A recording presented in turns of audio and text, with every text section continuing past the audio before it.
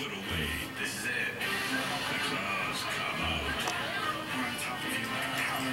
They're savages. This time, it's personal. When I beat them, I'm going to spit on them. Because you're a dick. Mr. Wars, Fridays at 10, starts November 23rd. IFC, always on.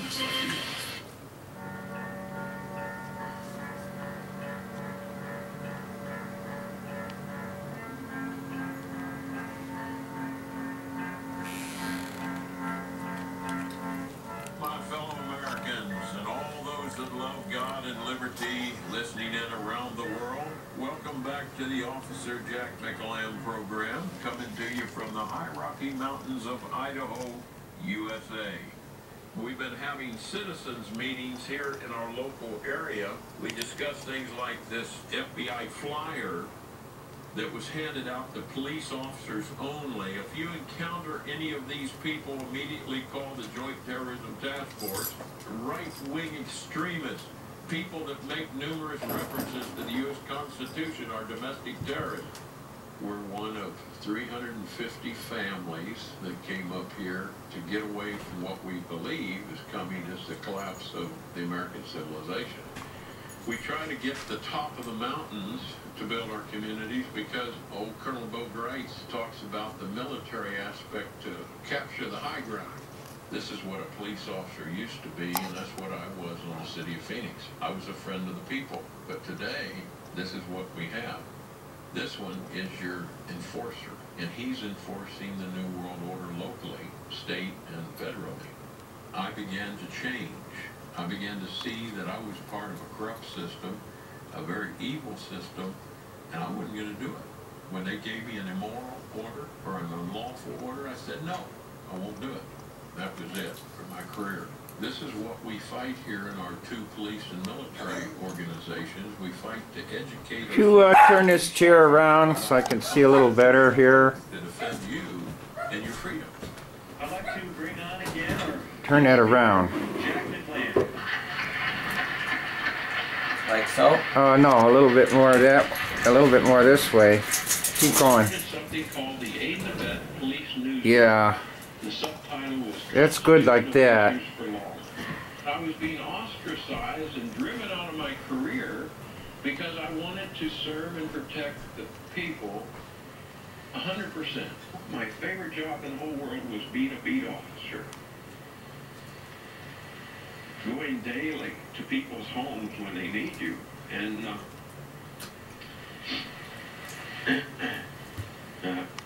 when you're that comfortable with what you're doing and that satisfied, you don't want to make waves. You don't want to change anything. I've dedicated 27 years to this work as a volunteer, and my wife can tell you, we have nothing. I would love to have a home. I don't. I live in an old 1977 mobile home, single wide. My bride deserves better than that, but we live on my small medical pension, and we don't have hardly anything. But I can't stop. We have the jury box, we have the ballot box, and then we have the cartridge box. We still have our guns. It might come to violence. I pray not, you know. But we're not going to be slaves. I'm not going to see my 9 grandchildren be slaves. You know, I'm just not going to do that, you know.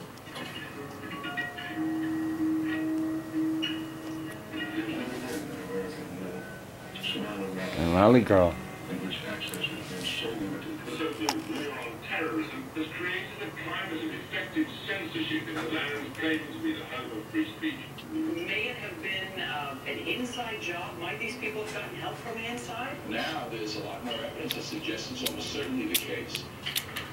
Bruce Chase Final Cut is a 9/11 truth documentary questioning the official government story of 9/11. This as well. I've seen it probably 50 times. Light up a I cigarette. watch it all the time, every time.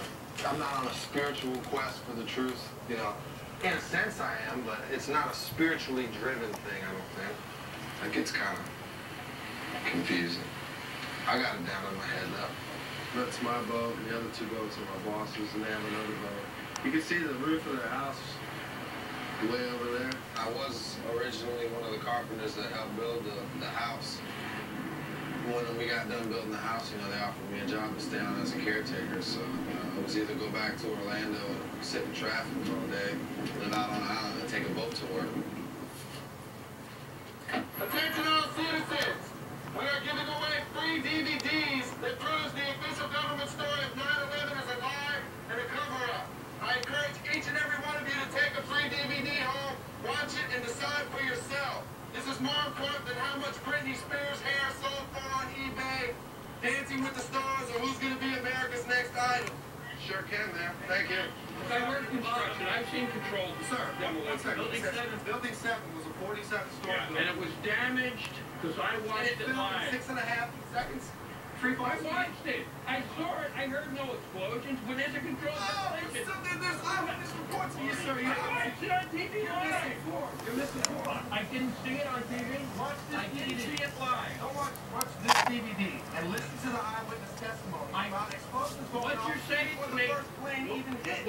Can you name me another building that's fallen from fire like that, too, by the way? Any in the world, anywhere? I don't know any other. There is. I don't know.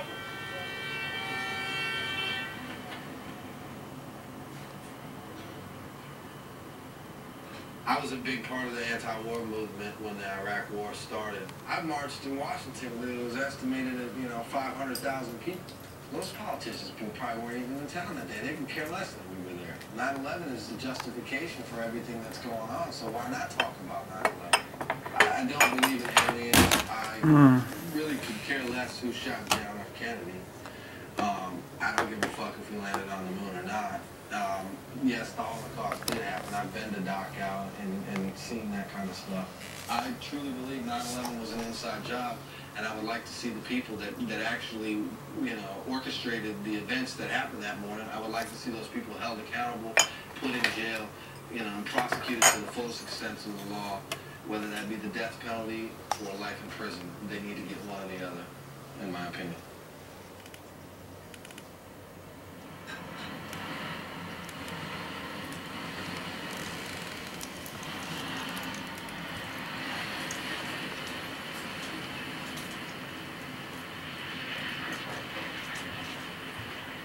They were told to go to the convention center. They did, and what I saw that I've never seen in this country, I saw two gentlemen die in front of me. They were just covered up in their wheelchair.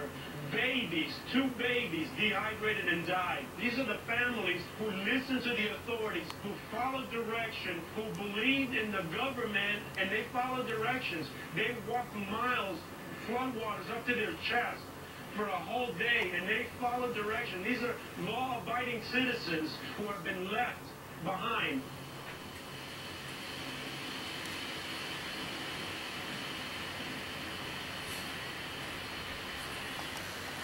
Katrina woke me up, and I was living in Northwest Arkansas, 18 hours from here, and God had an impact on my life by sending me here and letting me see this. When I got here, there was debris on both sides of the road, like a snowplow, if you can picture a snowplow, coming down the road, and on both sides of the road was debris, chest high, like a snowplow had just plowed it over. And I think FEMA's a complete failure, and the government shouldn't say, trust us with your money, because we're going to help people, because that's the kind of help they get after 2.5 years.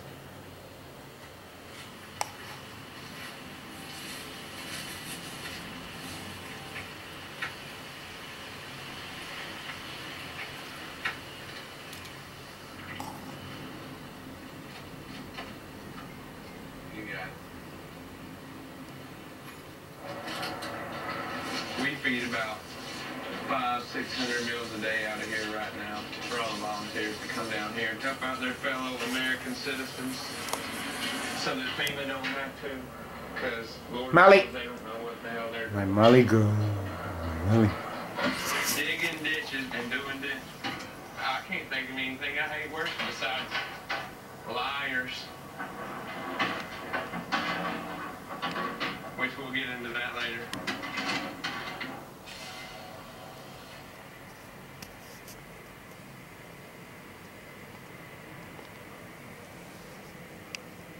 The world definitely changed on 9/11. I think anybody would say that. When you turn on the news, what is the first thing? What do you hear almost every day?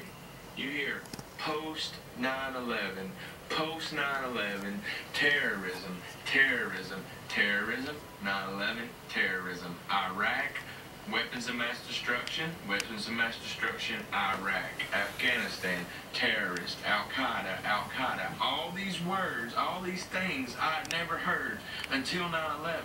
I never heard of any of this, any of these people. It's woke me up, and it's changed my life, and it's made me want to stand for something. It's made me want to fight for my people. It's made me want to wake other people up to understand what is going on.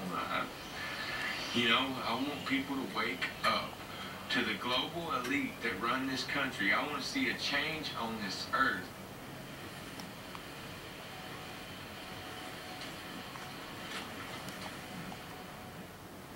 I mean, you have made a significant commitment, a lifelong commitment to this. Do you remember a moment when you decided to devote your life to this? I mean, was there like a... Was it filmmaking that brought you to it? What brought it? No,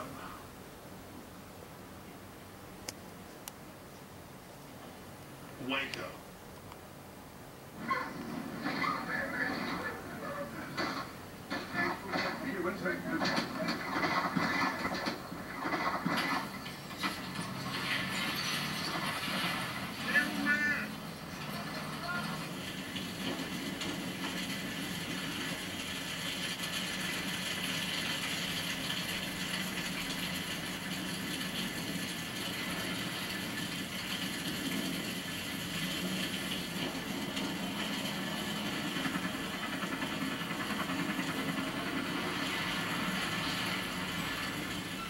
These people are murderers. I'm sick and tired of hearing your lies when you machine gun a bunch of men, women, and children.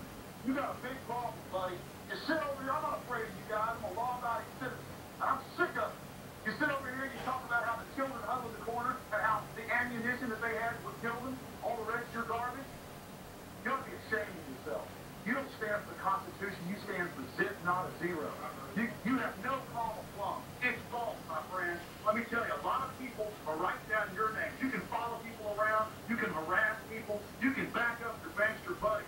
But a revolution of peaceful information is coming. And when it comes time, you people are going to be brought to punishment. If you see somebody when you're out with your cameras who you'd like to ask questions, they're public servants, now officials and authorities, and we're civilians, all this military terminology, but they should talk to you, and they should be asked questions, and that's what old muckraking reporters 175, even 50 years ago did, is they chased them down. Hey, I got a question. Hey, I want to know about this.